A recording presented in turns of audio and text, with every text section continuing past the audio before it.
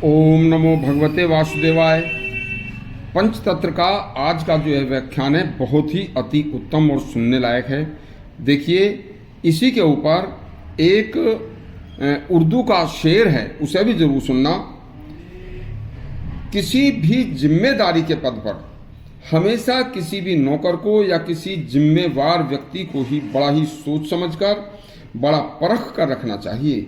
बिना परखे, बिना उसकी पूरी जानकारी लिए किसी नौकर को या किसी अन्यत्र व्यक्ति को कभी भी कोई महत्वपूर्ण कार्य सौंपना बहुत ही दुखदायी हो सकता है।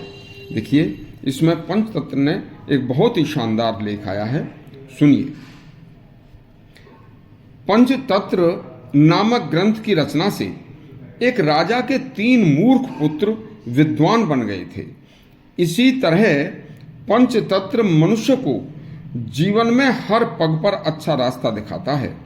इसी के आधार पर एक उर्दू का शेर है कि बेवकूफ़ की दोस्ती हो जी का जंजाल, हो जी का जंजाल दोस्ती नादान की, कम अकल ओछी नस्ल मेरी भी अकल हैरान की, शोहबत शरीफों की से दानिश्वर सा कुछ दिखलाएगा, लेकिन तुखम तासीर और मूरख पना कहाँ जाएगा।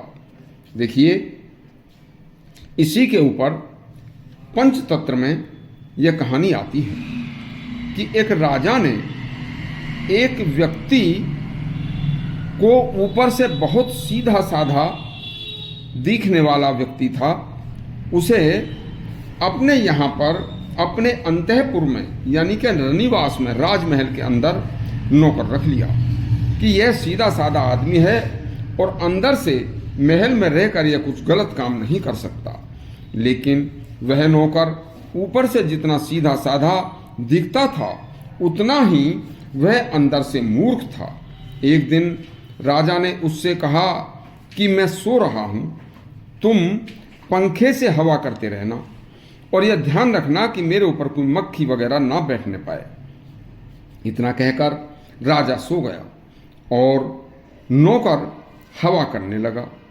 उसी दौरान एक मक्खी बार बार हवा करने के बाद भी राजा के मुंह के ऊपर आकर बैठ जाती थी। मूर्ख नौकर उसे हर बार पंखे से उड़ाता, लेकिन मक्खी फिर भी बार बार मौका लगते ही राजा के मुंह के ऊपर आकर बैठ जाती थी। तब मूर्ख नौकर मक्खी को उड़ाते उड़ाते, भगाते भगाते परेशान हो गया। तब उसने एक युक्ति सोची। उसने क्या देखा कि राजा के पलंग पर राजा की एक पैनी कटार रखी है। बस मूर्ख नौकर के मन में आया कि अब की बार इसका काम तमाम कर दूंगा, और बस उसने एक हाथ में पंखा और दूसरे हाथ में कटार लेकर बैठ गया। जैसे ही मक्खी आई तो वह राजा की नाक के ऊपर आकर बैठ गई। मूर्ख नौकर ने बिना कुछ सोचे समझे, बिना कुछ विचार किए, नाक के ऊपर बैठी मक्खी के ऊपर कटार से जोर से प्रहार कर दिया। बस तेज धार वाली कटार से राजा की नाक कट गई, खून की धारा बह निकली और राजा फौरन कष्ट से उठकर बैठ गया तो देखा कि नौकर के हाथ में खून से सनी हुई कटार मौजूद है। बस गुस्से में लाल तिलमिलाए राजा ने अपनी तलवार उठाकर उस मूर्ख नौकर की गर्दन उड़ा दी। इस तरह एक मूर्ख की मूर्खता के कारण राजा की नाक कट गई तथा मूर्ख नौकर की जान चली गई। इसलिए ज़्यादा अच्छा बताया है, उन्होंने हमारे शास्त्रों में लिखा है कि मूर्ख नौकर या समझदार मित्र से, समझदार मूर्ख से मित्र भी मूर्ख हो और नौकर भी मूर्ख हो, यदि उनसे शत्रु समझदार है तो समझदार नौकर से, समझदार मित्र से और गैर समझदार मूर्ख मित्र और नौकर से वह समझदार शत्रु अच्छा है।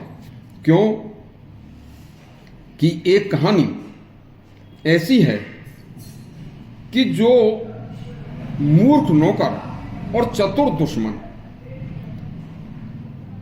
एक तरफ तो नौकर मूर्ख है, दूसरी तरफ दुश्मन चतुर है, तो इन दोनों को पंचतंत्र ने दुश्मन को ही अच्छा बताया है क्यों कि कोई भी समझदार विद्वान शत्रु विवेकहीन नहीं होता, तो वह विवेकहीन कार्य भी नहीं करता।